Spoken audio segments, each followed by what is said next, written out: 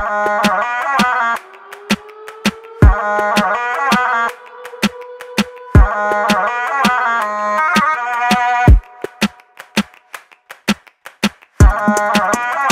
Welcome back another blog. তো আজকে আমি যেতে চলেছি রায়গঞ্জ থেকে মাত্র 10 কিলোমিটার দূরে বাহিন যে রাজবাড়িটি রয়েছে, যেটা প্রাচীন ঐতিহ্যের একটা স্থান। সেই ঐতিহ্যের স্থানে কিন্তু আমরা যেতে চলেছি বাইক দিয়ে।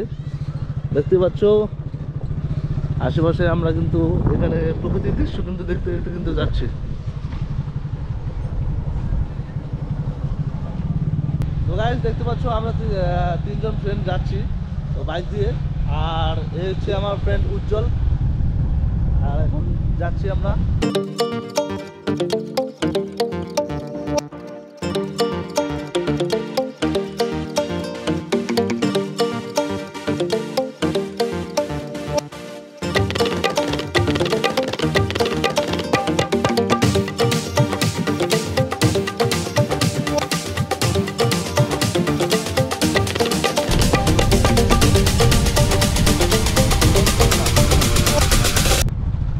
এখন কিন্তু আমরা গ্রামের ভিতর দিয়ে কিন্তু যাচ্ছি, কারণ রোড কিন্তু আমাদের একদম ভালো লাগে না। তো সেই জন্য আমরা গ্রামের ভিতর দিয়ে যাচ্ছি। আর দেখতে পাচ্ছ চারদিকে ছোটো ছোটো, এখানে কিন্তু বন্যার সময় প্রচুর জল হয়। এই যে দেখতে পাচ্ছ এই ব্রিজের যে পিলারগুলো মানে খাম্বা রয়েছে, এই খাম্বার এদিক থেকে কিন্তু আগে ট্রেন কিন্তু যাতায়াত করতো, তারপর কিন্তু এই ব্রিজটা কিন্তু তৈরি করেছে, যেটা হচ্ছে বিহার এবং বাঙ্গাল কিন্তু যেটা কানেক্ট করেছে। আর চারিদিকে দৃশ্য দেখতেই পাচ্ছ। তো এই যে জায়গাটা রয়েছে, এই জায়গাটা কিন্তু এখানে বলে বাহিন মাকড়া ঘাট, ঠিক আছে। তো দেখতে পাচ্ছ এই হচ্ছে আমি, আর আমি কিন্তু চলে এসেছি যে রায়গঞ্জের বাহিন যে মাকড়া ঘাটটি রয়েছে, সেই মাকড়া ঘাটে কিন্তু এখানে চলে এসেছি। দেখতে পাচ্ছ এটা কিন্তু অনেক পুরনো ঘাট রয়েছে। তো এই ঘাটে কিন্তু বাঙ্গাল বিহার কিন্তু কানেক্ট করে। তো আরও এক্সপ্লোর করে আমি দেখাবো।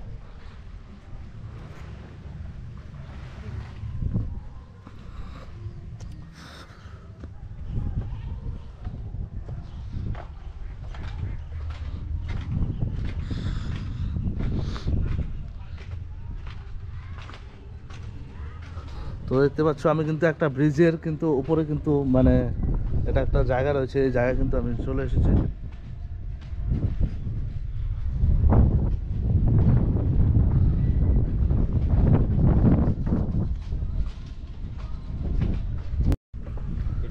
তো ফাইনালি কিন্তু আমাদের ফটোশ্যুট হয়ে গেছে। এখন কিন্তু আমরা রাজবাড়ির দিকে কিন্তু যাচ্ছি।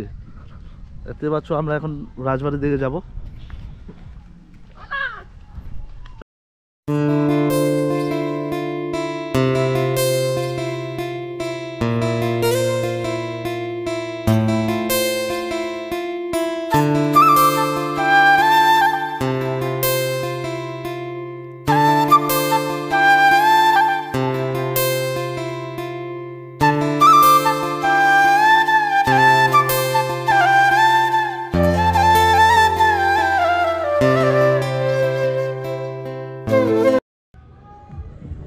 এই সেই ঐতিহাসিক রাজবাড়ি, যেটা দেখতে পাচ্ছ বাহিনী অবস্থিত।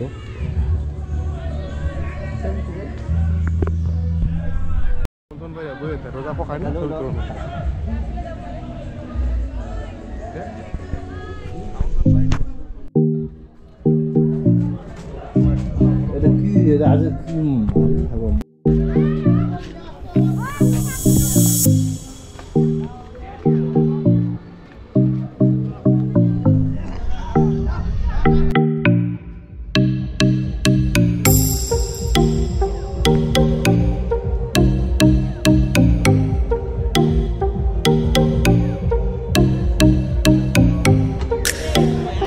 এটা হচ্ছে 2025-এর জানুয়ারি মাস। আর এই মাসে কিন্তু সবাই কিন্তু পিকনিক খাওয়ার জন্য কিন্তু প্রচুর উৎফুল্ল হয়ে থাকে। আর দেখতেই পাচ্ছ এখানে কিন্তু বিভিন্ন জায়গা থেকে কিন্তু এখানে তোমার পিকনিক খেতে আসে। আর সামনে দেখতে পাচ্ছ কত লোকজন। আর এটা হচ্ছে রাজবাড়ি, বাহিন রাজবাড়ি, যেটা হচ্ছে গিয়ে রায়গঞ্জ থেকে প্রায় 10 কিলোমিটার দূরে। এই যে বাহিন রাজবাড়ি রয়েছে, এই যে বাহিন রাজবাড়ির যে জায়গাটি রয়েছে এই জায়গা কিন্তু সম্পূর্ণ একটা পিকনিক স্পট বলতে পারেন। আর কেউ যদি এখানে আসতে চান তাহলে বাহিন রাজবাড়ি যে ফাঁড়ি রয়েছে সেই ফাঁড়িতে কিন্তু চলে আসতে পারেন। আর এখানে কিন্তু পিকনিক করার জন্য একটা বেস্ট প্লেস বলতে পারেন। আর সামনে দেখতে পাচ্ছ আরও একটা পিকনিক টিম রয়েছে, ওখানে কিন্তু আরও অনেকজন কিন্তু আছে। আর এখানে কিন্তু চারিদিকে নৌকা রয়েছে, যে নৌকাগুলো আর যদি ভাড়া লাগে সেটা কিন্তু এখানে মাঝি রয়েছে, তারা কিন্তু আপনাদের ঘোরাবেন। অ্যাপ্রক্স 500-600 টাকা নেবে, তারা কিন্তু আপনাদের এরকম করে কিন্তু আপনাকে ঘোরাবে এখানে, ঠিক আছে। তো গাইস দেখতে পাচ্ছ আমি কিন্তু বাহিনের যেই পিকনিক স্পট যেটা বলে বাহিন ফাঁড়ি, সেই ফাঁড়িতে কিন্তু এখন চলে এসেছি।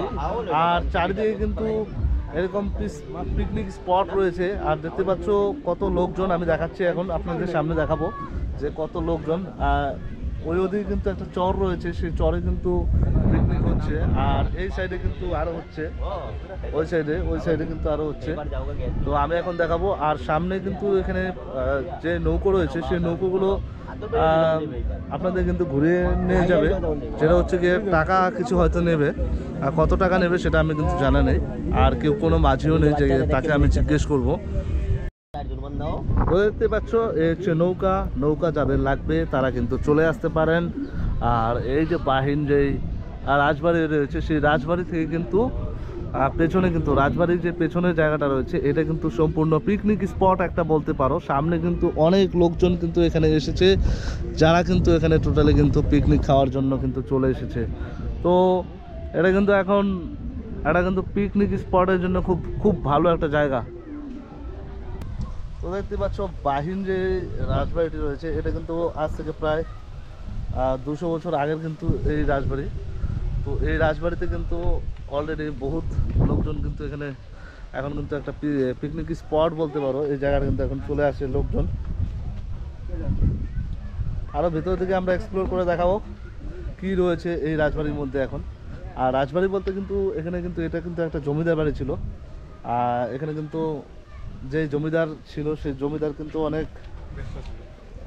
অনেক জায়গা জমি ছিল, লোকেদের জমি দিত এবং জমি দিয়ে তারা কিন্তু তাদের কাছ থেকে কিন্তু কর আদায় করতো।